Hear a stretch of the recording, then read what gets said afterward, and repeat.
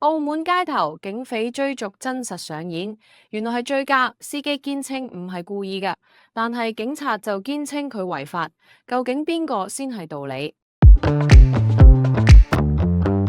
澳門警方喺5月3日凌晨時分喺譚仔蓮花海濱大馬路查車嗰陣，發現一名重型電單車司機唔肯停低，即刻採取行動追截，最終成功截停咗呢位60幾歲嘅姓 Ruggles 男司機。檢測結果顯示佢體內酒精含量嚴重超標，達到1.34克每升。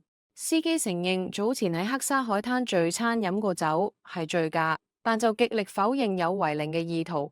辯稱當時因為太醉，根本冇意識到警員示意佢停車。依家佢已經被控醉酒駕駛同違令罪，等候檢察院進一步偵辦。不知者不罪呢句話喺法律面前仲有冇效？